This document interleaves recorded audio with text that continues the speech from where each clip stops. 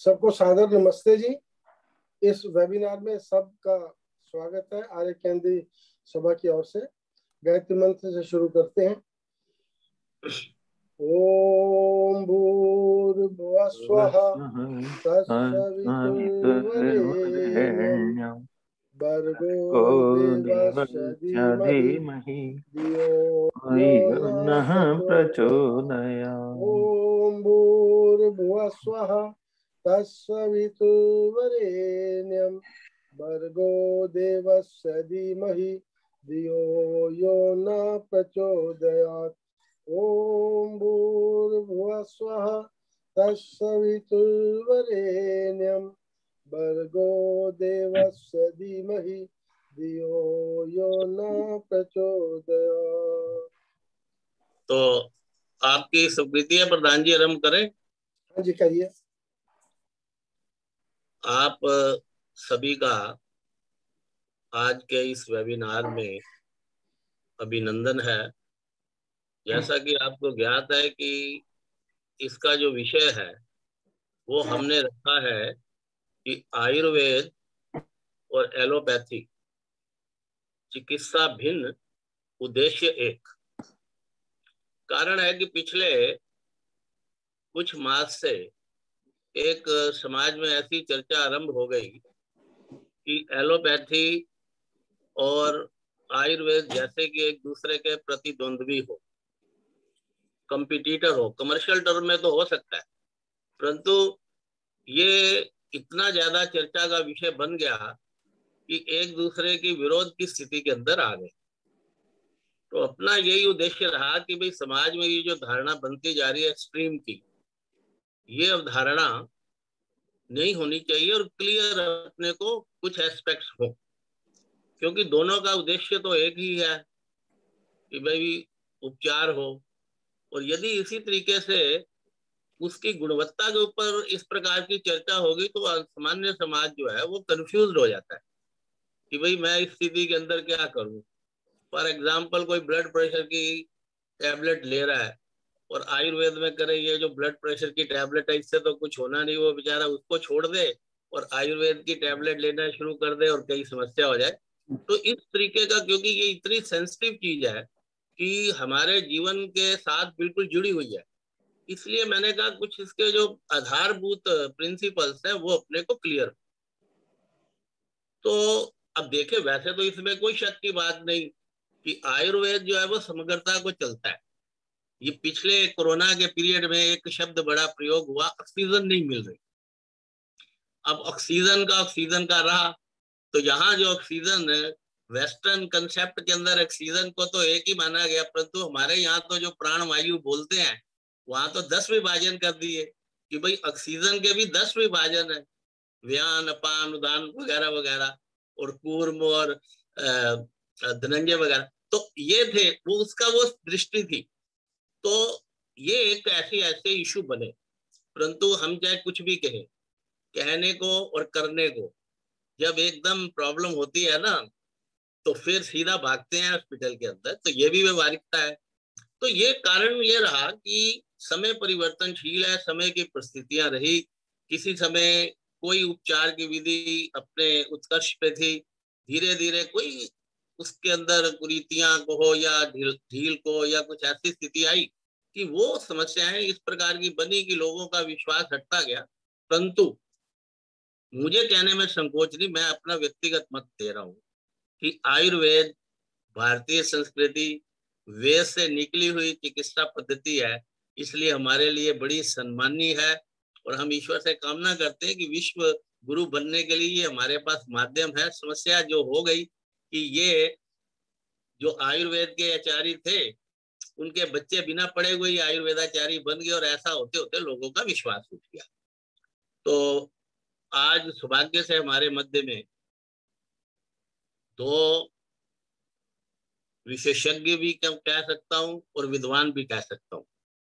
एक तो हमारे बीच में डॉक्टर भार्गव हैं।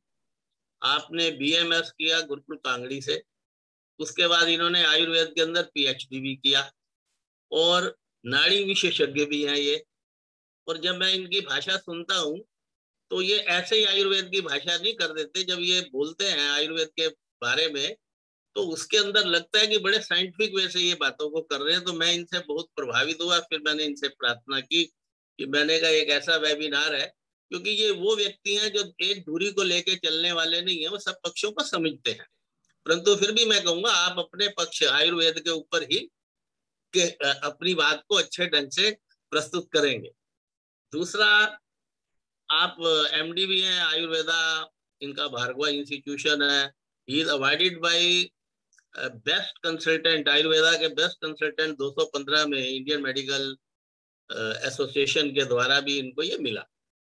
तो मैं आपका अभिनंदन करता हूँ। दूसरे हमारे बीच में सौभाग्य से हमारे ही आर्य जगत के आर्य परिवार के वक्ता के नाते हैं वो माननीय नरेंद्र आहूजा जी। आप हरियाणा के ड्रग कंट्रोलर हैं, राज्य औषधि नियंत्रक। अब क्योंकि ही इस लाइन से है तो इसलिए ये इस चीज को, तो मैंने एक टीवी डिबेट इनकी मैं देख रहा था, तो जिस तरीके से आहूजा जी ने उसका प्रतिपादन किया तो मैंने इनसे भी प्रार्थना की, तो इन्होंने भी प्रार्थना हमारी स्वीकार की। और विशिष्ट रूप से मैं कहना चाहूंगा यहाँ पर कि आप पूर्व में आर्य केंद्रीय सभा फरीदाबाद के प्रधान भी रहे और आजकल तो चंडीगढ़ में रहते हैं, और 17 के करीब इन्होंने पुस्तकें लिखी हैं।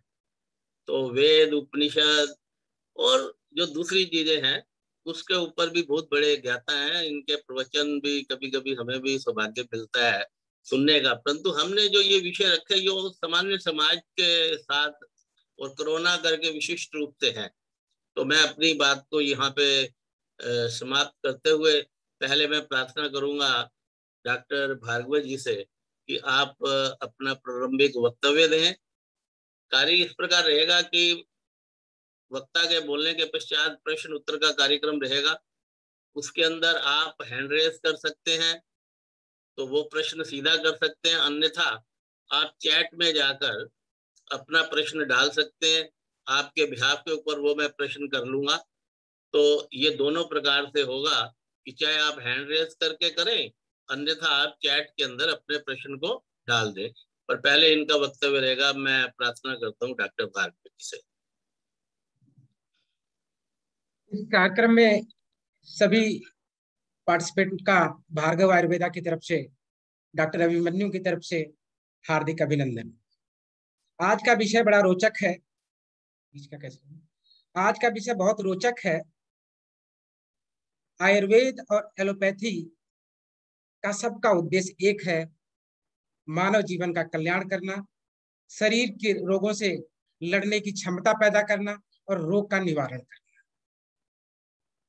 इसके लिए आयुर्वेद शास्त्रों से निकला हुआ पंचम वेद के रूप में सभी लोग जानते हैं, और इसकी महत्ता भी बड़ी वैज्ञानिक है।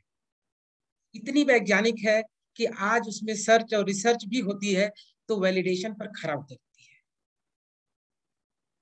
आयुर्वेद की जो महत्ता है, रोग को रोकथाम करना, रोग न होने देना, अगर किन्हीं कारणों से रोग हो गया उसको समूल रूप से नष्ट करने की इसमें ताकत है। विषय ये है, विद्वान लोगों का विषय है कि बीमारी की पैथोलॉजी किस प्रकार से होती है, किस तरह से पैथोफिजियोलॉजिकल कंडीशन बॉडी में डेवलप होती है, उसको आयुर्वेद के मौलिक सिद्धांत, ऐसा नहीं है केवल सिम्टम को एक्सेप्ट किया और ट्रीटमेंट दे दिया, ऐसा बिल्कुल काम आयुर्वेद नहीं करता है। आयुर्वेद के मौलिक सिद्धांत यानी त्रिदोष, वात पित्त कफ दोष के साथ साथ जो हमारे 7 धातुएं होती हैं, जिसमें रस, रक्त, मांस, मेद, अस्थि, मज्जा, शुक्र और आर्तव, ये इनका जो है सामंजस्य है, ये बिल्कुल मॉडर्न से कनेक्टेड है। मॉडर्न से किस तरह से कनेक्टेड है? रस धातु को प्लाज्मा कहा जाता है, रक्त धातु को ब्लड कहा जाता है, मांस धातु मीन्स मस्कुलर टिश्यूज हो गए, जो मज्जा धातु है वो आपका नर्वस टिश्यू है, बोन टिश्यू से सभी लोग अवगत हैं। इस तरह से मेद धातु जो आपके एडिपोज टिश्यूज को रिप्रेजेंट करती है। बात यह है कि एकाएक डिजीज बात शरीर में अचानक पैदा नहीं होती है। सबसे पहले पैथोफिजियोलॉजिकल कंडीशन डेवलप होती है। अभी देखेंगे कि मॉडर्न सिस्टम में क्या हो रहा है कि जब तक आपकी पैथोलॉजी की रिपोर्ट्स आपके सामने नहीं आती है, तब तक इलाज के बारे में उसमें अवधारणा विकसित नहीं होती है, केवल सिम्टम्स को एक्सेप्ट किया जाता है। जबकि ऐसा नहीं है, बीमारी एक पैथोलॉजिकल कंडीशन में नहीं आती है, यानी रिपोर्ट्स में बाद में आती है, उससे पहले शरीर में घटित होने लगती है। इसका आशय ये है, इसका अभिप्राय ये है कि बीमारी में पहले फंक्शनल डिसऑर्डर्स आने लगते हैं। अगर आयुर्वेद की भाषा में, आयुर्वेद के तरीके से इसको यही समूल रूप से नष्ट कर दिया जाए तो व्याधि को रोका जा सकता है, यानी व्याधि नहीं हो सकती है। ये आयुर्वेद की विशेषता है।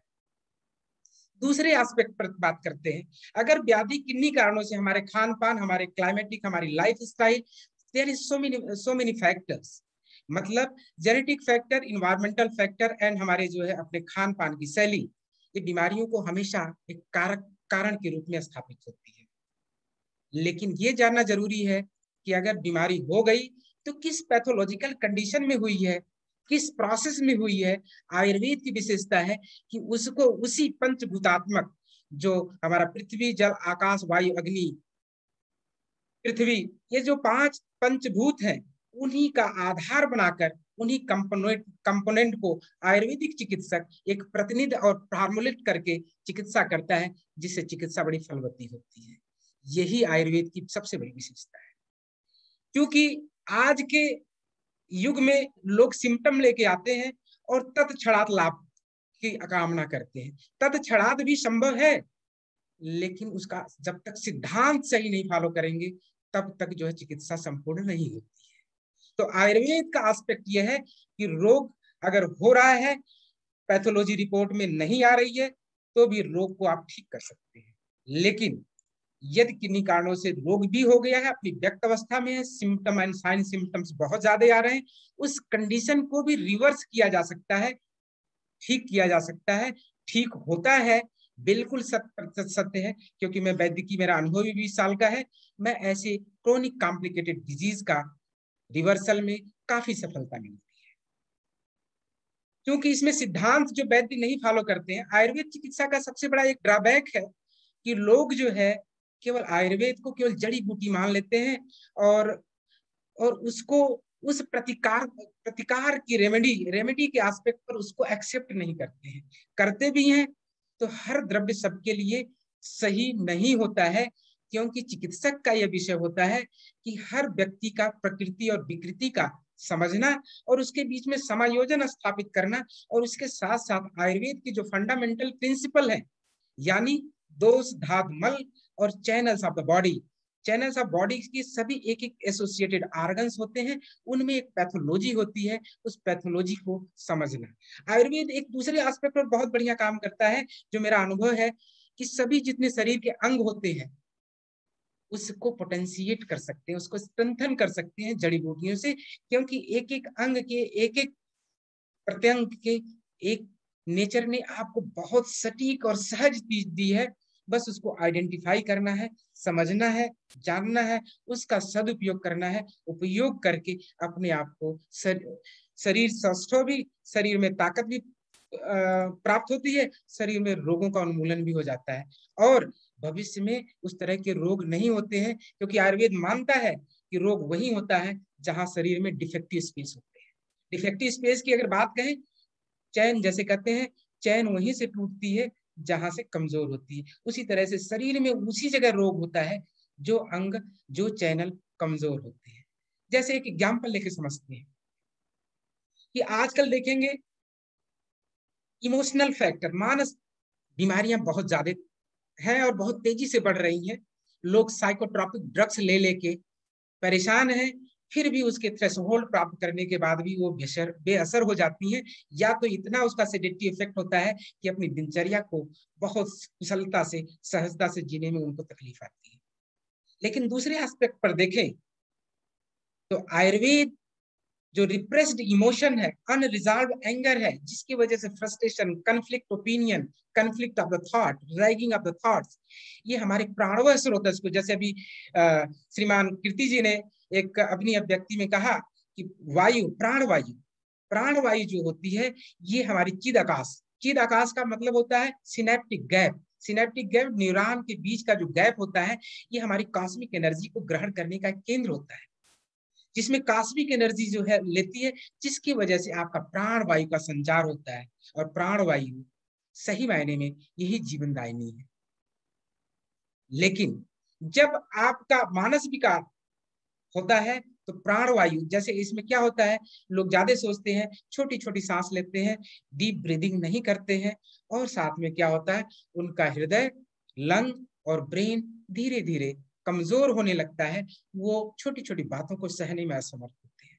जरूरत यहाँ पर ऐसे लोगों को जो मानस रोग से एंजाइटी, स्ट्रेस, फ्रस्ट्रेशन, डिप्रेशन, ये जो आज की बड़ी कॉमन और बहुतों की समस्या है, इसका एकमात्र हल है रोग के, मतलब रोग के और रोगी की प्रकृति के अनुसार ब्राह्मी, शंखपुष्पी, अश्वगंधा, जटामांसी, वच आदि का सही और रोग के अनुकूल, शरीर के प्रकृति के अनुकूल उसका प्रयोजन विकसित करना, उसका फॉर्मुलेशन देना। सिंगल मेडिसिन भी उतनी ही काम करती है, ऐसा कोई दो राय नहीं है। विषय यह है कि सही ढंग से समझना है कि ये मानस विकृति है, तो इसमें किस चैनल को हमें स्ट्रांग करना है। दूसरे एस्पेक्ट में बात करते हैं, इसको दूसरी तरह से समझने का प्रयत्न करते हैं। बहुत सारे लोगों की बात होती है, कहते हैं कि बात कोई छोटी सी हो जाती है, किसी के दिल में घर कर जाती है। दिल में घर करने का मतलब होता है कि शरीर के एक एक सेल्स में कॉन्शियसनेस है, प्राण है, वो शक्ति है, उसको असेस करने की। इसी तरह से सीड्स ऑफ इमोशन जो होती है, पेरिकार्डियम को कहा जाता है। पेरिकार्डियम की वो सेल्स आपकी इमोशन को एक्सेप्ट करते हैं। अगर कहीं वो आपकी फीलिंग्स कन्फ्लिक्ट में है, अनरिजॉल्व्ड है, वो धीरे धीरे धीरे मानस विकृति का बहुत बड़ा कारण बनता है। इसी को कहते हैं रिप्रेस्ड इमोशन, अनरिजॉल्व्ड प्रॉब्लम। और ये अनरिजॉल्व्ड प्रॉब्लम आज की मानस समस्या हमारे संस्कृति की देन, क्योंकि हम संस्कृति से दूर हो गए, संस्कृति को अडॉप्ट नहीं करते हैं, तो ये सारी चीज, इस तरह की समस्याएं बहुत तेजी से समाज में पनप रही हैं, और लोग जो है बहुत मतलब बुरी तरह से इसके शिकार है। और ऐसे में क्या हो रहा है, साइकोट्रॉपिक ड्रग्स का इनडिस्क्रिमिनेट यूज हो रहा है। कोई अल्प्रेक्स खा रहा है, कोई पेट्रिल खा रहा है, कोई उसके बाद भी हाई डोज में मेडिसिन ले रहे हैं, और कंटिन्यूअस ऐसी मेडिसिन शुरू कर लेते हैं। ऐसी मेडिसिन से मुक्ति नहीं मिलती। मानस रोगों के लिए अपने दिल, दिमाग और लंग्स को ताकतवर बनाए, जिंदगी खुशहाल रहेगी। दूसरे एस्पेक्ट में बात करते हैं कि आयुर्वेद में जड़ी बूटियां कैसे काम करती हैं। ये बहुत सारे लोगों का प्रश्न होता है। क्योंकि मैं एक वैज्ञानिक दृष्टिकोण से, मेरा अध्ययन भी मतलब इंटरडिसिप्लिनरी है, इसलिए मैं इसमें पूर्णतः विवेचना देने का प्रयास करता हूँ, भ्रांति है उसको मिटाने का एक प्रयास करता हूँ। कि जैसे मॉडर्न सिस्टम में, जैसे डॉक्टर साहब अभी आपको बताएंगे, डॉक्टर विवेक जी, कि सब आयुर्वेद में फार्माकोडायनेमिक्स और फार्माकोकाइनेटिक्स के आधार पर जो मॉलिक्यूल डिसाइड हो जाते हैं, उसकी गुणवत्ता को हम लोग एक्सेप्ट करते हैं, लेकिन उसकी गुणवत्ता के साथ और भी उसके गुण होते हैं जिसको हम इग्नोर कर देते हैं, जो साइड इफेक्ट के रूप में देखा जाता है। लेकिन आयुर्वेद एक होलिस्टिक अप्रोच है, जिसमें हर तरह के एक्टिव मॉलिक्यूल, एंटागोनिस्ट, डिमोलिसेंट और उसको सिनर्जिस्टिक का एक कॉम्बिनेशन है। प्रकृति ने आपको ऐसी चीजें परोसी है जिसको सही ज्ञान की तराजू पर, सही दृष्टिकोण से, दोषांश शरीर में नब्ज की हरारत को समझकर अगर सही द्रव्यों का चयन कर दिया जाए तो कठिन से कठिन कॉम्प्लिकेटेड डिजीज ठीक होती है। लेकिन विषय यह है ये दवाइयां कैसे काम करती हैं, हर एक चैनल के लिए बड़ी स्पेसिफिक होती है। आयुर्वेद जो है 13 चैनल्स मानता है। रोग के 13 चैनल्स, 13 चैनल्स पे बहुत इसका फोकस है। मैं इसको बड़ा वैज्ञानिक रूप से बताने का प्रयास करता हूँ। जैसे प्राणवायु स्रोतस, जो ब्रेन की डिजीज होती है, लंग्स की डिजीज होती है, हार्ट की डिजीज होती है, ये प्राणवायु स्रोतस से होती है। इसीलिए कहते हैं जब जिसको हृदय की बीमारी होती है उसको सांस लेने में तकलीफ होती है, जिसको लंग की बीमारी होती है उसको सांस लेने में तकलीफ, जिसको मेंटल एंजाइटी, स्ट्रेस, फ्रस्ट्रेशन होता है तो भी विषाद की स्थिति में वो भी छिन्न सांस, छोटी सांस लेता है। देखिए एक चैनल्स की, अगर एक चैनल्स को आप स्ट्रेंथन करेंगे तो एक समय में ब्रेन, लंग और हार्ट को आप स्ट्रेंथन कर देंगे। उसी तरह से अन्वय स्रोतस है, जिसको channels of the digestive system कहते हैं, उसमें भी आपका सभी ऑर्गन्स एसोसिएटेड होते हैं, उसके अपने अपने अलग अलग कार्य और अलग अलग औषधि है। तो आयुर्वेद के काम करने की तरीके क्या है? चैनल्स ऑफ द मेडिसिन है, एसोसिएटेड ऑर्गन्स है, टिश्यूज के पर्टिकुलर मेडिसिन हैं, जो हम लोग कहते हैं कि इसकी टारगेटेड अप्रोच नहीं है। जो मैंने वैज्ञानिक दृष्टिकोण से वो चीज डेवलप करके ये पाया है कि वैज्ञानिक विधा आयुर्वेद इतना शाश्वत और नित्य है, जो आज भी उतना ही वैज्ञानिक, पहले जितना था आज भी उतने ही वैज्ञानिक है। हम वैलिडेशन की बात जरूर करते हैं, वैलिडेशन इसका इतना कॉम्प्लिकेटेड है कि आज तक कोई भी रिसर्च इंस्ट्रूमेंट इसको वैलिडेट नहीं कर पाता है, जिसकी वजह से इसको हम लोग अपना हथियार डाल देते हैं और इंटरडिसिप्लिनरी सिस्टम में फार्माकोलॉजिस्ट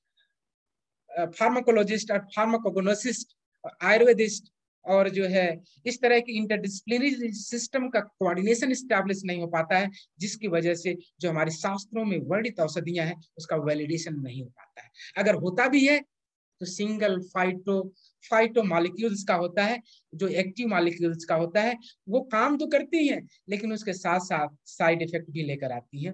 जैसा इसका आपको बताऊं एक उदाहरण, आज भी मॉडर्न साइंस में लगभग 250-300 मॉलिक्यूल नेचर से कॉपीड है। नेचर का एक जो है लैब सिंथेसिस किया गया, जैसे एक डिकॉक्सिन भी जो है डिजिटलिस से निकाला गया, जो हार्ट में दिया जाता है पल्सेशन को मेंटेन करने के लिए, वो भी डिजिटलिस प्रक्रिया से निकाला गया। मेरे कहने का मतलब है कि आयुर्वेद जो नेचर से कॉपीड करके जो सिंथेसाइज मॉलिक्यूल हुए, उनकी भी आज भी उतने ही महत्ता है, उतने ही काम करते हैं, लेकिन जब उसको होलिस्टिक वे में देते हैं वो ज्यादा कारगर होते हैं, अगर सिंगल रूप में देते हैं तो थोड़ा साइड इफेक्ट करते हैं। क्योंकि थोड़ा स्टार्ट में है, सॉरी थोड़ा समय का ध्यान रखेंगे जी। दूसरा मैं आपको बात बताना चाहता हूँ, आयुर्वेद का दवाई जो है लोग कहते हैं कि साइड इफेक्ट नहीं करती हैं, ये सत्य भी है और असत्य भी है। मैं इसके दोनों पक्ष को लेकर चलता हूँ। आयुर्वेद की दवाइयां अगर रोगी के रोग और रोगी की प्रकृति के अनुकूल अगर नहीं दी जाएंगी तो वो ही उसके लिए नुकसानदेह करेंगी। अगर उसके दोष व्याधि की उल्टा चिकित्सा किया जाता है तो फायदा होता है। इसको कहते हैं दोष और व्याधि प्रतिनिक चिकित्सा, आयुर्वेद में फलवती होती है। और क्रॉनिक और कॉम्प्लिकेटेड डिजीज जो है आयुर्वेद की शरण में, आयुर्वेद के नजरिए से अगर ठीक किया जाए तो इसको रिवर्स करके आप अपने बहुत सारी टैबलेट्स, बहुत सारी औषधियों का अलग अलग एक्सपर्टीज से जो ओपिनियन लेते हैं उससे मुक्त हो सकते हैं। इसीलिए बैक टू बेसिस आने में, क्रोनिक और कॉम्प्लिकेटेड डिजीज में बैक टू बेसिस आने में जनमानस का बहुत फायदा मिल सकता है। आयुर्वेद के साथ साथ अगर देखा जाए तो एलोपैथ का दृष्टिकोण इमरजेंसी के साथ साथ सर्जरी और इन्फेक्शियस डिजीज में इसके मुकाबले में कोई इस समय कोई मतलब जो है सब्स्टिट्यूट नहीं है। हमें इसको एक्सेप्ट करना चाहिए, इसका हमें समादर करना चाहिए। जहां इमरजेंसी और इन परिस्थितियों से आप निकल जाते हैं तो प्रकृति की शरण में आकर प्राकृतिक द्रव्यों द्वारा मेटाबॉलिक और कॉम्प्लिकेटेड डिजीज का शमन करना चाहिए। यही मानव कल्याण के लिए, मानव जीवन के लिए, स्वस्थ रहने के लिए, सुखी रहने के लिए बिल्कुल 100% सही और सरल है। दूसरे दृष्टिकोण पर देखें तो एलोपैथिक चिकित्सा में एक विडंबना है। कुछ आयुर्वेद एलोपैथ की चिकित्सा में जो हमारे विद्वान हैं आयुर्वेद की भाषा को नहीं समझते हैं, आयुर्वेद के महत्व को नहीं समझते हैं, आयुर्वेद की जड़ी बूटियों का ज्ञान नहीं रखते हैं, आयुर्वेद के द्रव्यों का और कॉम्बिनेशन का ज्ञान नहीं रखते हैं।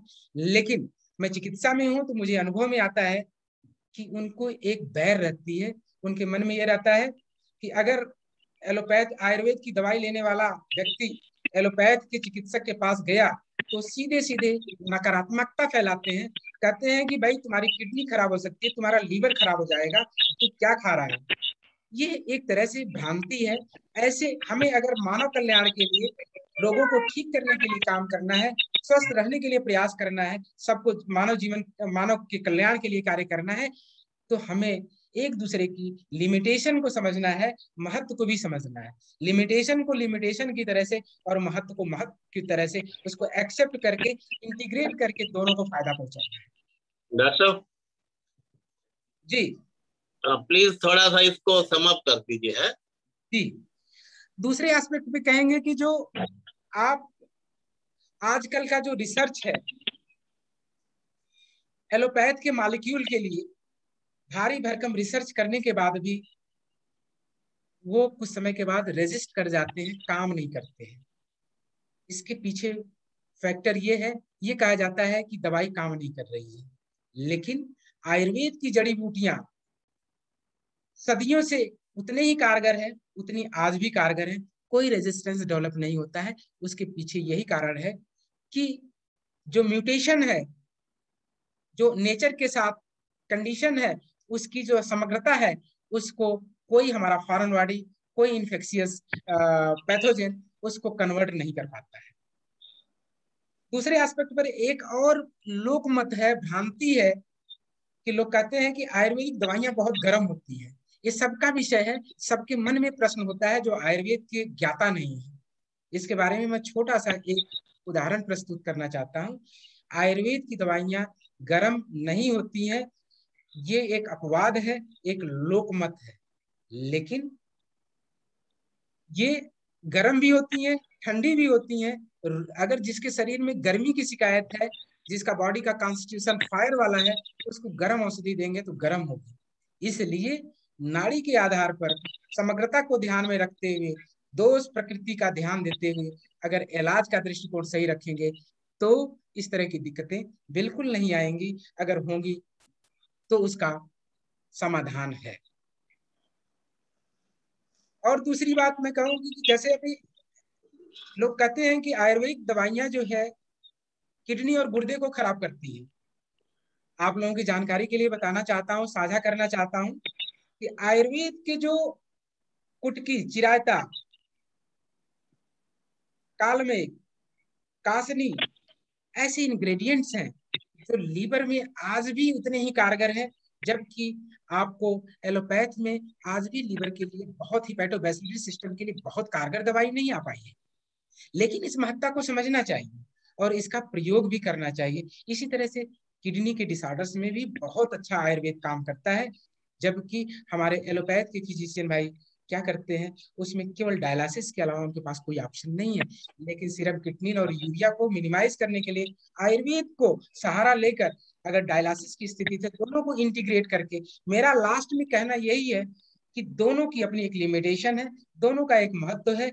दोनों का अगर इंटीग्रेशन करके किया जाएगा, इंटीग्रेशन जो जिसकी लिमिटेशन है, जो जिसका स्टैंडर्ड है, जो जिसका फायदा करने पहुंचाने वाली है जनमानस को, उसका अगर इंटीग्रेशन करके किया जाए तो मानव समाज का, हमारे समाज का वैदिक वेदों की संस्कृति के द्वारा, हमारे मॉडर्न साइंस के साथ सहारे हम बहुत सारे अच्छी कामयाबी को पहुंचकर जो हमारा ये बर्डन ऑफ डिजीज है सोसाइटी का, उसको हम कम कर सकते हैं, खत्म किया जा सकता है और स्वस्थ समाज का निर्माण किया जा सकता है। यही हमारी संस्कृति का भी विषय है, यही हमारी भारतीय संस्कृति भी कहती है कि सबका जीवन स्वस्थ हो, सबका जीवन सुखी हो, सभी लोग खुशहाल रहें और अपने अपने कार्यों को करते रहें, सबका जीवन खुशहाल। तो धन्यवाद, बहुत बहुत धन्यवाद डॉक्टर साहब। और प्रश्न लेने से पूर्व मैं सोचता हूँ ये अच्छा रहेगा कि पहले हम अपने बीच में श्री नरेंद्र हुजा जी हैं उपस्थित, उनके विचार सुन लें। उसके बाद उत्तर का कार्यक्रम रहेगा। तो जिस भी बंधु से, विशेषज्ञ से प्रश्न करना होगा उन्हीं से हम प्रश्न करेंगे। अब मेरी प्रार्थना है माननीय नरेंद्र हुजा जी से कि कृपया आप अपना वक्तव्य के। धन्यवाद। मैं अपनी बात को प्रारंभ करूं उससे पूर्व सभी प्रतिभागियों, सहभागियों का मैं हार्दिक वंदन, अभिनंदन और स्वागत कर दूं।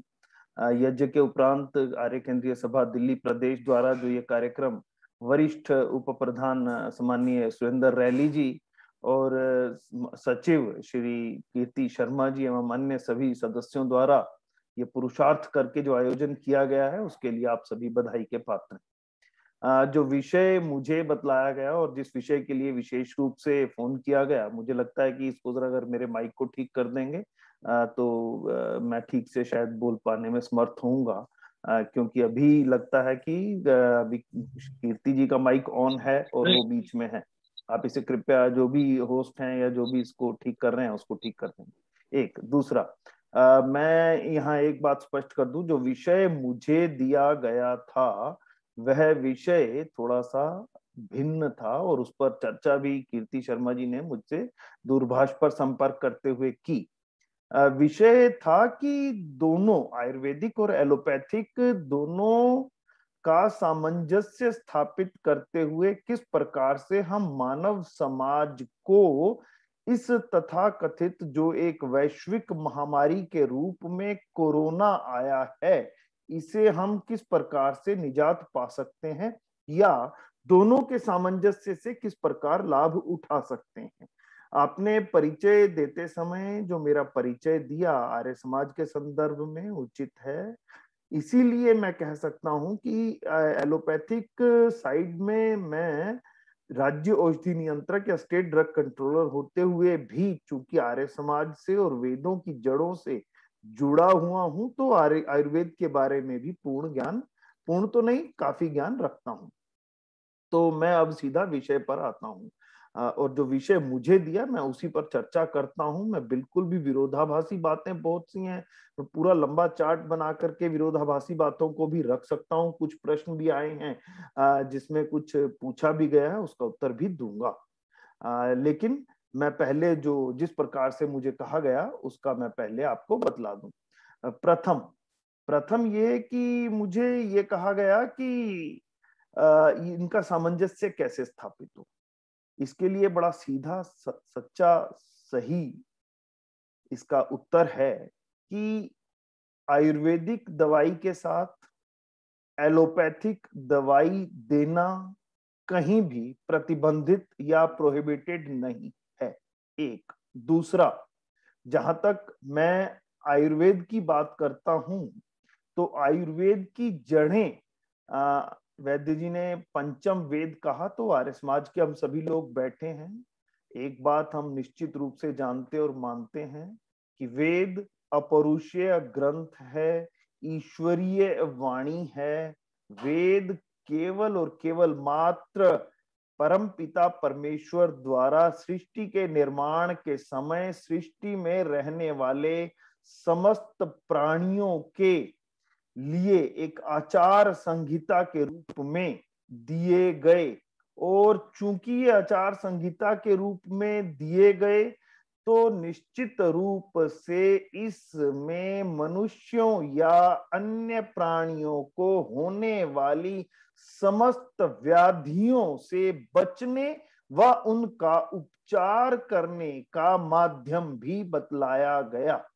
आयुर्वेद पंचम वेद नहीं है, मैं ये स्पष्ट रूप से कहना चाहता हूं। वेद 4 ही हैं और मेरे सिर के पीछे यदि दिखाई दे रहा होगा तो आपको दिखाई दे जाएंगे, ऊपर के खाने में रखे हुए हैं सभी के सभी चारों वेद। और मैं जब भी प्रतिदिन दैनिक यज्ञ करता हूं तो नियमानुसार 5 वेद मंत्रों का हम पाठ भी करते हैं। खैर, मैं वो उस विषय पर नहीं रहूंगा। मैं बतलाता हूं कि आयुर्वेद का वेद से क्या संबंध है, उसके बाद फिर हम एलोपैथिक तक आएंगे। वेद के उपरांत वेद से निकला हुआ वेदानुकूल साहित्य, जिसे हम आर्ष भाषा में वेदांत साहित्य कहते हैं, तो चाहे धनुर्वेद हो चाहे आयुर्वेद हो, ये समस्त या जो 11 उपनिषद क्रांतदर्शी देव दयानंद ने बतलाए हैं, ये समस्त वेदांत साहित्य की श्रेणी में आते हैं। और आयुर्वेद और उनसे संबंधित पुस्तकें, चाहे जो कि औषधि एवं प्रसाधन अधिनियम 1940 के फर्स्ट शेड्यूल में यदि इन्होंने देखी हो मान्यवर वैद्य जी ने, तो उसमें स्पष्ट रूप से उन सभी का वर्णन किया गया है, जिसमें कि चरक संहिता, सुश्रुत संहिता आदि आदि भी वर्णित हैं, जिसमें आयुर्वेदिक दवाइयों के फार्मूले दिए जाते हैं, जिनके लिए आगे किसी रिसर्च की आवश्यकता नहीं है। ये तो मैंने वेद और आयुर्वेद का संबंध आपको बतलाया, और ये भी बतलाया कि यदि हम वेदो अखिलो धर्म मूलम, वेद हमारे समस्त धर्म का मूल है, और ये कृपया अगर ठीक कर देंगे तो मुझे बोलने में सुविधा रहेगी। मैं जो भी इसको देख रहे हैं, आपकी आवाज बिल्कुल क्लियर आ रही है जी। कीर्ति जी, मैं मध्य में नहीं हूं, देख करके ठीक से बोल पाने की स्थिति में नहीं हूं। आप जो भी इसको देख रहे हैं, जो जिन्होंने भी अपना वो ऑन किया हुआ है, उसको करके मुझे मध्य में कर देंगे तो थोड़ी सरलता रहेगी। अन्यथा तो मैं बोल ही रहा हूं और मैं बोल पाने में ही सक्षम हो पा रहा हूं, इससे अधिक नहीं कर पा रहा हूं। आप कृपया आपकी आवाज बिल्कुल, रैली जी, आवाज बिल्कुल स्पष्ट है। रैली जी, आप मध्य में हैं, कृपया उसी प्रकार से मुझे स्क्रीन के मध्य में डाल देंगे तो मुझे थोड़ी आसानी रहेगी, जैसे वैद्य जी बोलते समय मध्य में थे। मैं अपनी बात, चलिए आप नहीं मानते, ठीक है, अपने अपने माइक ऑफ कर लें तो बात को मैं कह पाऊं। आगे चलता हूं। मैंने अभी वेद और आयुर्वेद का संबंध आपके सामने रखा। हम तब तक कोई भी उन्नति प्रगति नहीं कर सकते जब तक हम स्वयं अपनी कमियों और कमजोरियों को स्वीकार नहीं कर लेते। एक, आयुर्वेद वेदों में से निकले हुए, वेदों से निसृत, वेदांत साहित्य में सम्मिलित और मनुष्य एवं प्राणी मात्र की, मैं मनुष्य ही नहीं कह रहा हूं, प्राणी मात्र कह रहा हूं, मनुष्य एवं प्राणी मात्र की समस्त व्याधियों का समाधान देने में सक्षम और सफल उस समय थे। लेकिन क्या हुआ कि हम मनुष्य के रूप में धीरे धीरे अपनी जड़ों से कटने लगे। और कटने किस लिए लगे? हमने तथाकथित विकास की अवधारणा को अपने जीवन में शामिल किया, जो हमें हमारे मूल से काटता चला गया। एक उदाहरण देकर के बात स्पष्ट कर देता हूं, और वह उदाहरण है कि जितने भी बड़े वृक्ष क्यों ना हो, मेरी पुरातन सनातन वैदिक संस्कृति एक बहुत बड़े वट वृक्ष की भांति है। लेकिन यह वट वृक्ष भी जब अपनी जड़ों से कट जाता है तो खाद पानी ना मिलने के कारण वह वट वृक्ष सूख करके ठूंठ बन जाता है। और ठूंठ बनने के उपरांत भी, मैं इसे चेतावनी मत समझना, एक आग्रह समझना,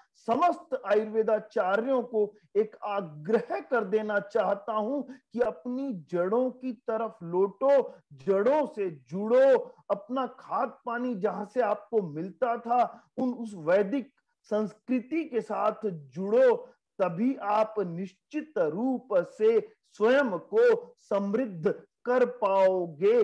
अन्यथा क्या होगा? खाद पानी ना मिलने के कारण वृक्ष ठूंठ बन जाएगा और वो ठूंठ तन करके खड़ा होगा। किस अहंकार में तन करके खड़ा होगा? जो अक्सर रहता है आयुर्वेद के अंदर कि हम तो बहुत पुरातन सनातन पद्धति हैं और हमें, हमारी पद्धति में तो किसी भी प्रकार का कोई दुष्प्रभाव भी नहीं है, हम तो प्रकृति के साथ जुड़े हुए हैं। आदि आदि, एक तो जड़ों से कट गए, ऊपर से अहंकार की भावना आ गई, तो निश्चित रूप से पाश्चात्य अंधानुकरण की जब हल्की सी आंधी भी चलती है ना, हमारे घरों में लगे हुए टीवी के बक्से के माध्यम से, जिसे मैं बुद्धू बॉक्स कहता हूं, उस बुद्धू बॉक्स से जब पाश्चात्य अंधानुकरण की आंधी आती है तो मेरी पुरातन सनातन संस्कृति का वह वट वृक्ष जो मजबूती के साथ खड़ा होना चाहिए, वह अपने अहंकार के कारण, जड़ों से कट जाने के कारण गिर पड़ने की स्थिति में आ जाता है। आज आयुर्वेद की लगभग यही स्थिति है। मैं अब इसके दूसरे पक्ष पर आता हूं। आपने कहा कि आयुर्वेद और एलोपैथी का सामंजस्य क्या है।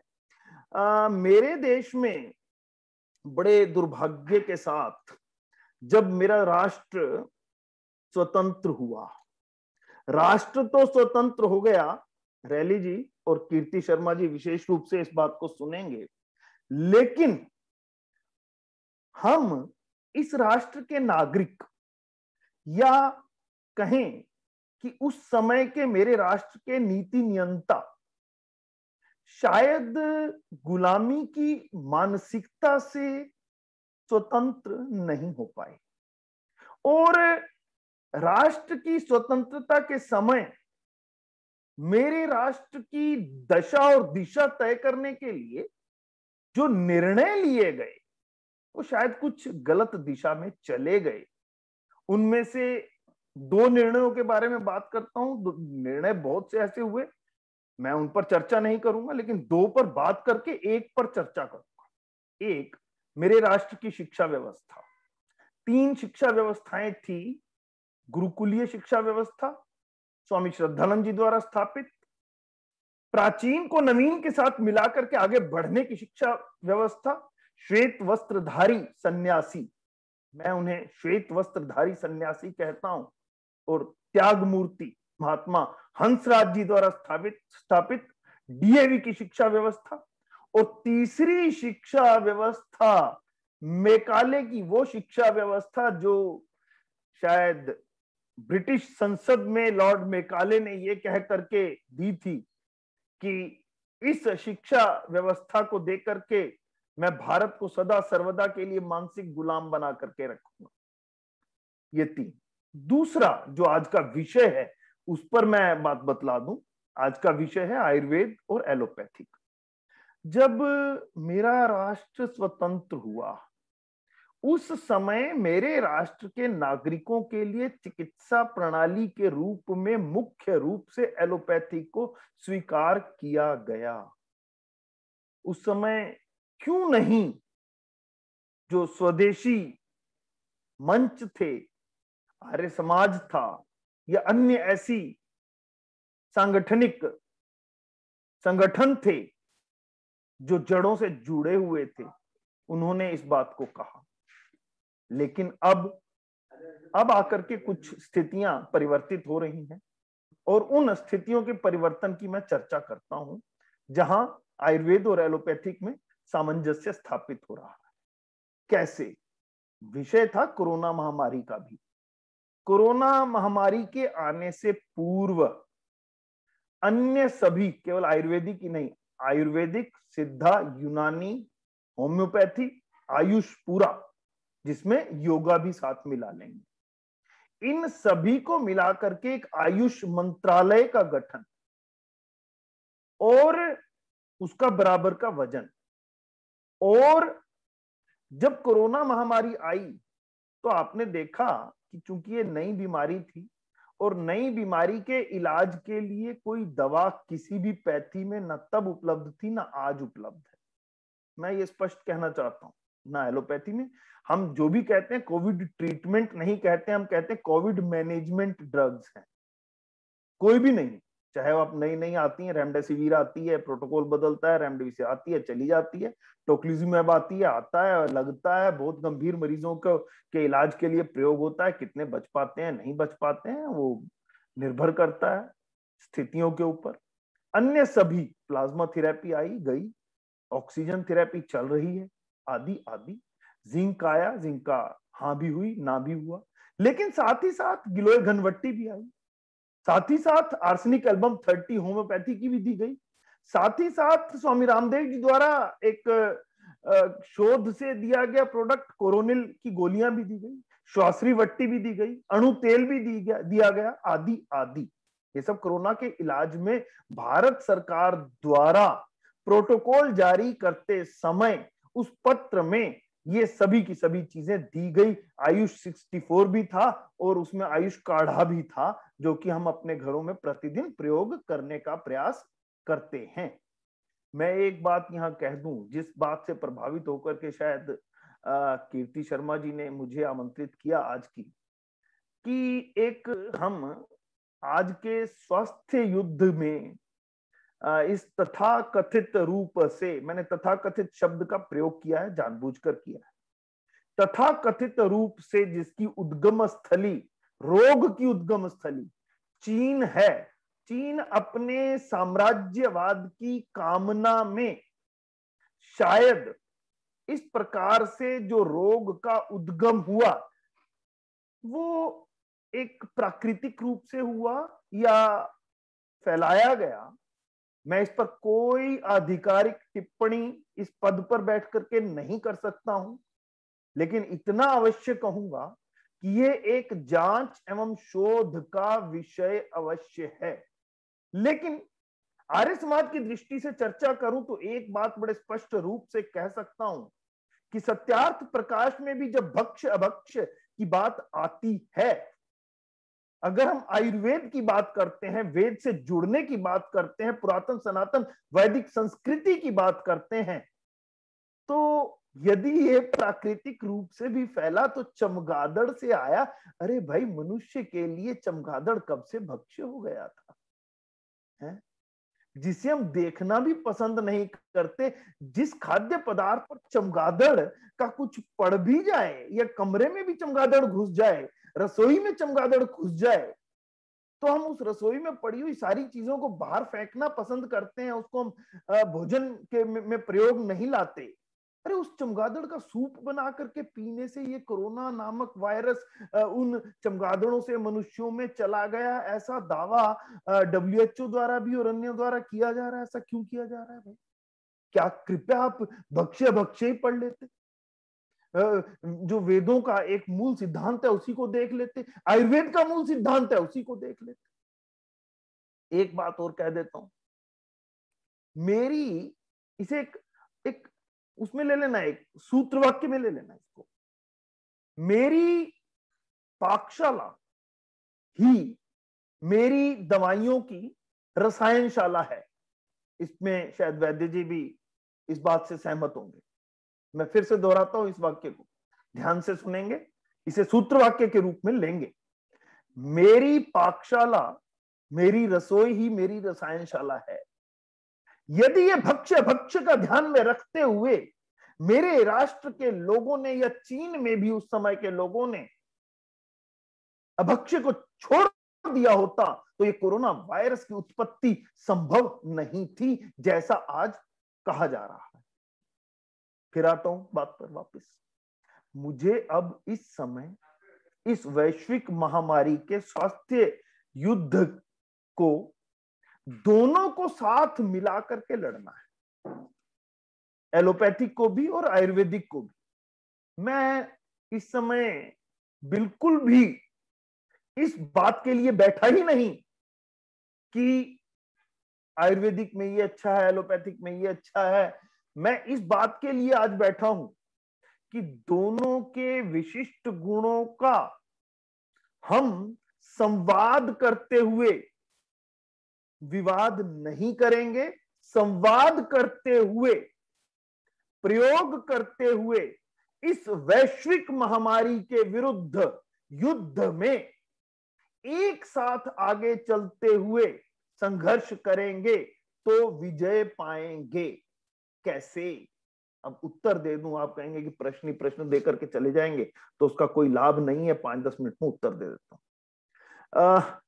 ड्रग्स एंड कॉस्मेटिक्स एक्ट है, जिसे हम औषधि एवं प्रसाधन अधिनियम कहते हैं।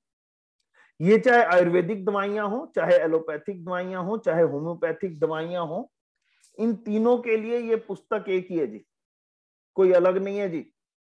ये तीनों के लिए एक ही पुस्तक है वैद्य जी।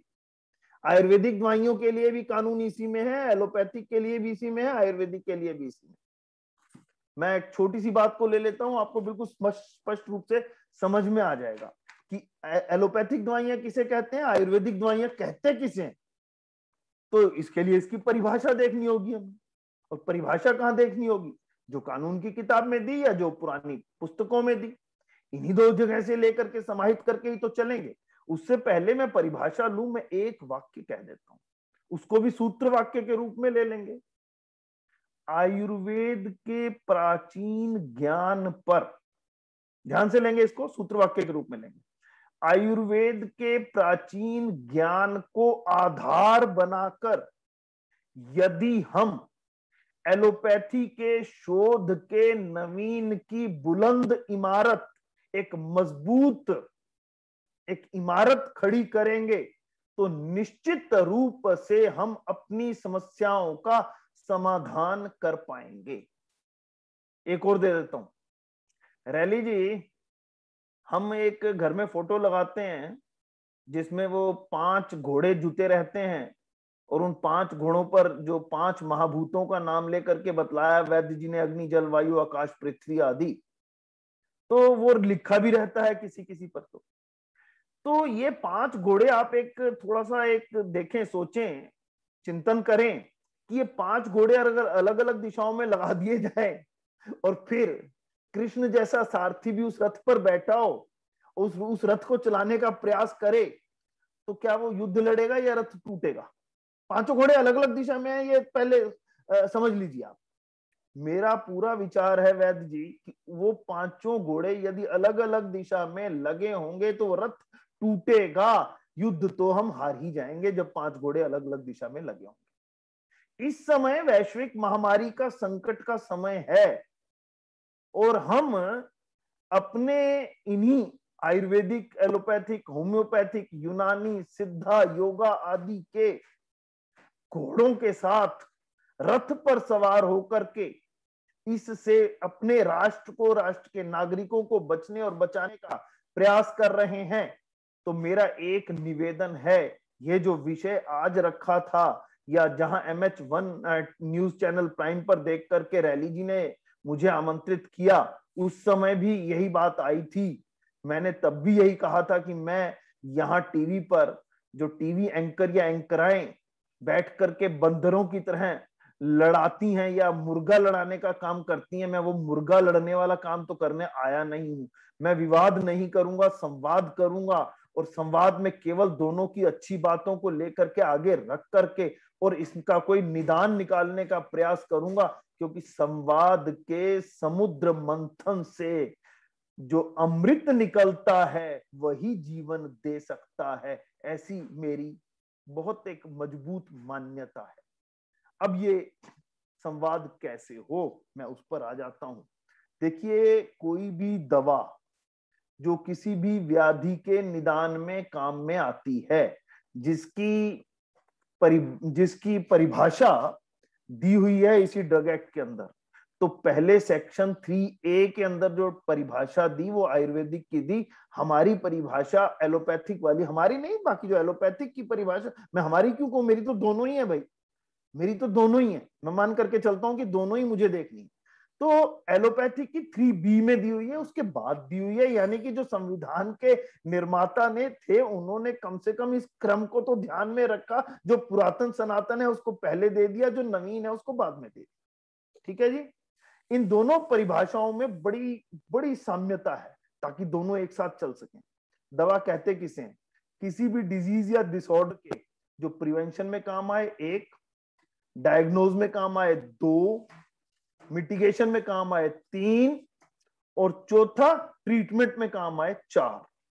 दोनों परिभाषाओं में 3A में भी और 3B में भी ये 4 स्तंभ हैं जिसमें दवा का उद्योग या दवा के निर्माण का पूरा भवन खड़ा है या जिसमें वो चलती है कार्यशाला।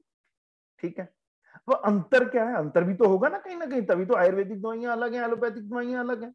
तो आयुर्वेदिक दवाइयों को कहा कि ये आयुर्वेदिक दवाइयां कौन सी हैं, जो कि एज पर दी फार्मूला, जो कि उन फार्मूला जो कि दिए गए हैं हमारी प्राचीन पुस्तकों में, जिन्हें मैंने कहा कि वो प्राचीन पुस्तकें कौन सी हैं, जो वेदांत साहित्य में आती हैं, जो वेदों से निसृत होकर के, वेदों के उपरांत उस समय के मनीषियों द्वारा वेदों के अध्ययन को करने के बाद जो अलग अलग प्रकार का ज्ञान दिया गया, उसमें आयुर्वेद का भी ज्ञान निहित है।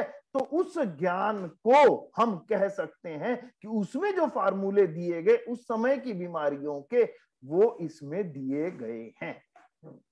फिर आप कहेंगे कि इसमें शोध कहाँ है, ये तो सारे पुराने ही दिए, नया तो कुछ दिया ही नहीं, नए का स्कोप कहाँ है?